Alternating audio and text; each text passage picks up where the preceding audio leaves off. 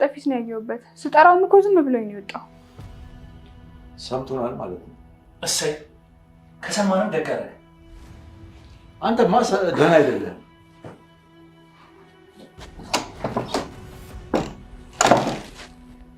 ካሌብ መጀመሪያ ብልህ ብትሆን ይሄ ሁሉ ባልደረሰብን ነበር። ቆይ አሁን ደህና ሆኜ ነው? መናገር ስላልቻልኩ እንጂ እኮ ብዙ ነገር ሆኛለሁ። ዝም በል። ባለፈው አልወቅስም፣ አሁንም ያ ይሆናል እንዴ? አባዬ ዝም በል። አባዬ አትበለኝ። እኔ በጥበብ ያሳደግኩት እንጂ እንዳንተ አይነት ቂል ልጅ የለኝም። እኔ ቂል አይደለሁም። ቂል ነህ። በአንተ ምክንያት ሽባ ሆኜ የማቀኩት ይበቃኛል።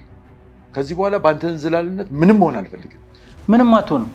ኧረ ትዝ ይልሃል ትሁት ስትነግርህ አይነት አውሮ ልታባራት የነበረው?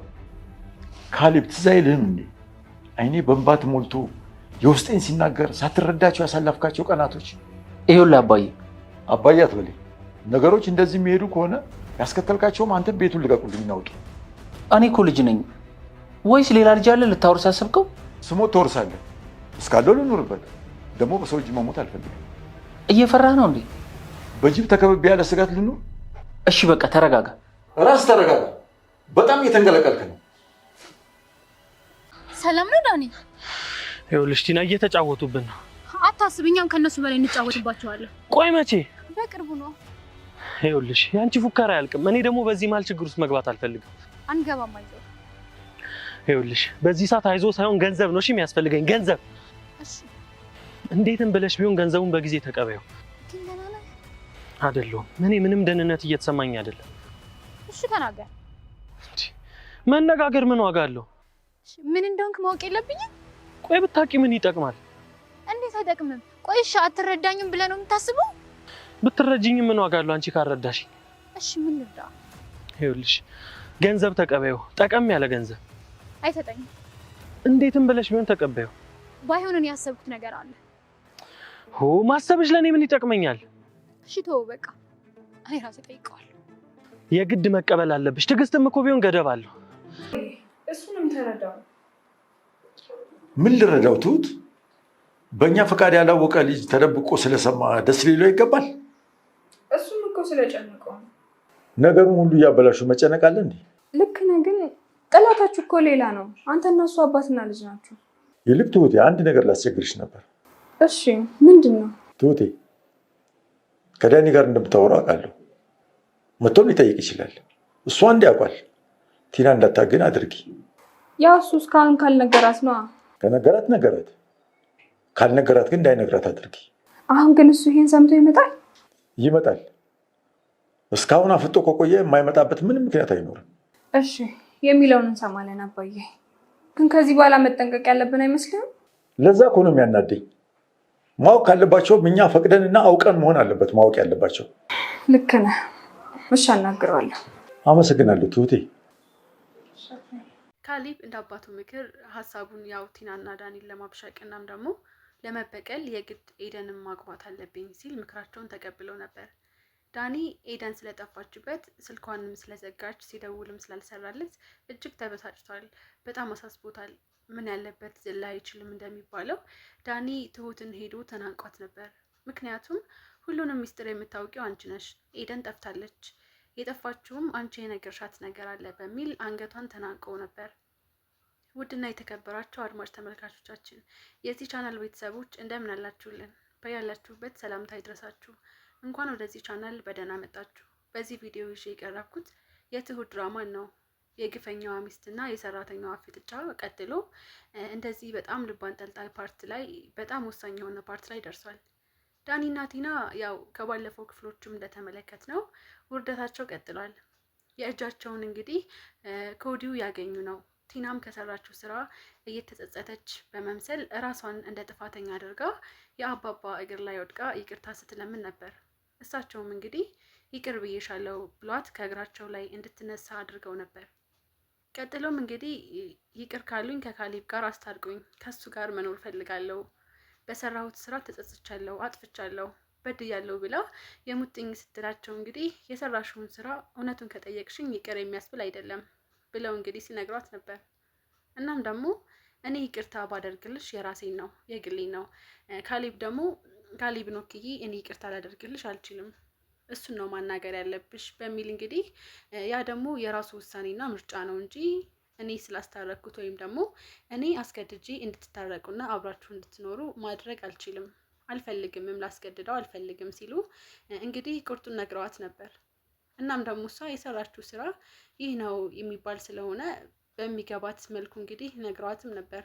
ያው እሷ አባባ እንዲህ ይራሩልኛል፣ ይቅር ይሉኛል፣ እንደዚሁም ያስታርቁኛል፣ ኑሯችንን ያስቀጥላሉ በሚል ተስፋ ስላልቆጠረች ነው እንጂ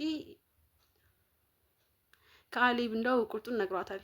አስጠላሽኝ ሲልም ከአፉ አውጥቶ ለአያት እንደማይፈልግ እዛ ቤት እንድትወጣም ደጋግሞ ነግሯታል።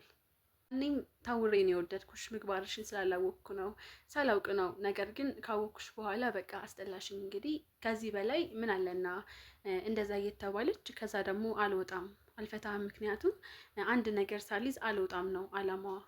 እናም እሱም በደህና ጊዜ ያለውን ብር እንግዲህ አሽቷል። ያለው 10,000 ብር ነው በባንክ እንትኑ ላይ 5,000 ብር ነው የሚገባልሽ፣ እሱን ይዘሽ ሂጂ ከፈለግሽ እያላት ነው። ቲና ግን የምትፈልገው የብር መጠን ነግራው ነበር። ያን ያክል ብር ከሰጠኸኝ ብቻ በገሃድ እፋታለሁ ያለምንም ችግር ስትለው ነበር። ካሌብ ግን እፍረት ይዞት ይህን ያህል ብር እንደው ስትጠይቂ ቀልድ መሆን አለበት፣ የምርሽን እንደማትጠይቂ ነው እያለ እያፌዘባት ነበር። ጭራሽኑ ይህን ብር አይደለም በካሽ ልሰጥሽ ለማለት ይናፍቅሻል፣ አልሰጥሽም የሚል ቁርጥ የሆነ መልስ ነው ነግሯት የነበረው። ዳኒም በኤደን መጥፋት እጅግ ተጨንቋል። እንግዲህ የሚጠይቀው መፍትሄ ካገኘው ብሎ ስርስር የሚለው ትሁት ስር ነውና ትሁትን አስቀድሞ ሂዶ ሲጠይቃት ነበር።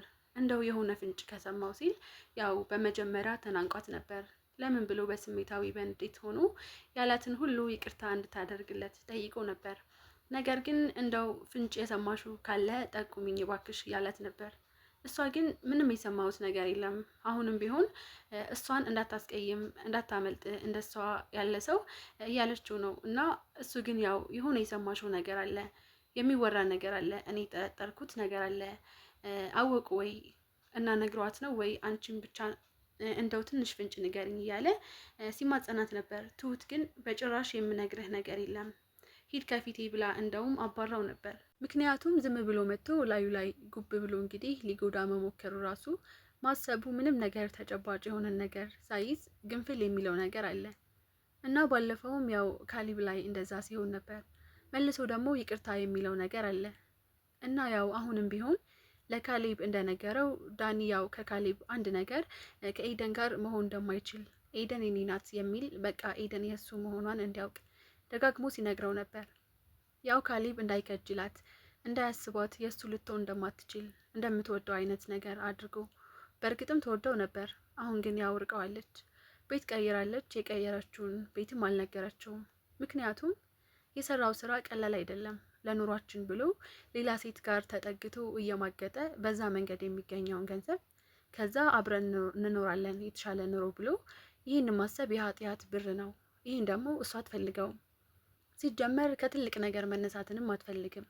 ያውም ደግሞ የራስ ያልሆነውን ነገር አትመኝም፣ አትፈልግም።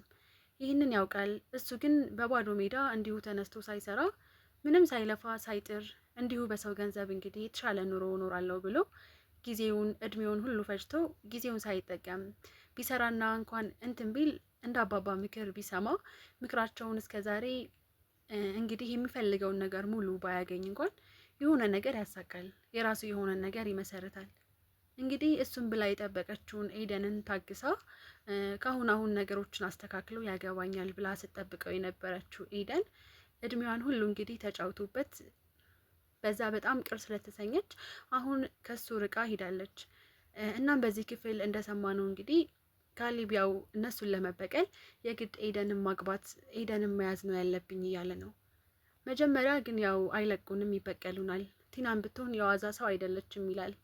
በሰላም ነው እሱ ከሰው መለያየት የሚፈልገው፣ ፍቺም ቢሆን በሰላም ነው የሚፈልገው። እሷ ግን በሰላም የምትፋታ አይነት ሰው አይደለችም።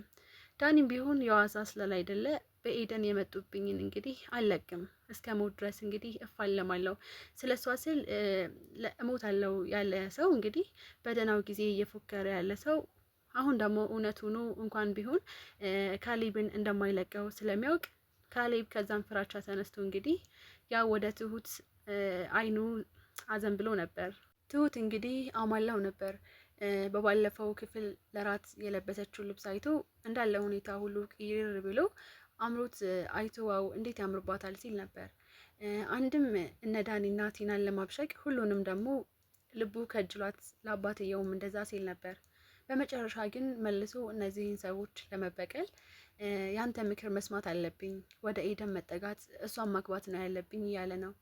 እንግዲህ ያ ቢሆን ነው አባባም ልባቸው የሚያርፈው የሚረካው። ምክንያቱም እሳቸው ትክክለኛ ፍርድ ነው የሚፈልጉት።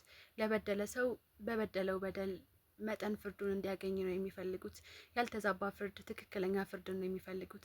ስለዚህ እነዚህ ሰዎች መበቀል የሚፈልጉት ያው ከዚህ በፊትም በነገሩት መሰረት ነው እና የእሳቸውን ምርጫና ፍላጎት ኤደንን ተጠግቶ እንደማልለው አሁን እንደፈለገ እንደዛ ሀሳቡን በእርግጠኝነት እንዲያከናውን ነው። ያኔ ነው የእሳቸው ነፍስ ደስ የሚለው እና እንዲሁ ደግሞ ቲናም ደግሞ የምትወደውን እንዲሁ ዳኒን አይታ እንዲሁ ስትጨለ የምናይ ነው የሚሆነው በቀጣይ ክፍሎች። ምክንያቱም ግፏ ቀላል አይደለም፣ ከእድሜዋ በላይ የሆነ ግፍ ነው በአባባ ላይ የሰራችው። ያው በትልቅ ሰው ላይ እንደዚህ አይነት ግፍ እንደዚህ የፈለገ ለጥቅም ቢባል አይነት ነገር ግን በጣም ግፈኛ የሆነች ሴት ናት። እሳቸው አያውቁም ብላ ማስታወስም አይችሉም ብላ ያለፈውን ማስታወስ እንግዲህ ማስታወስ ችሎታቸው አልተመለሰም ብላ ነው።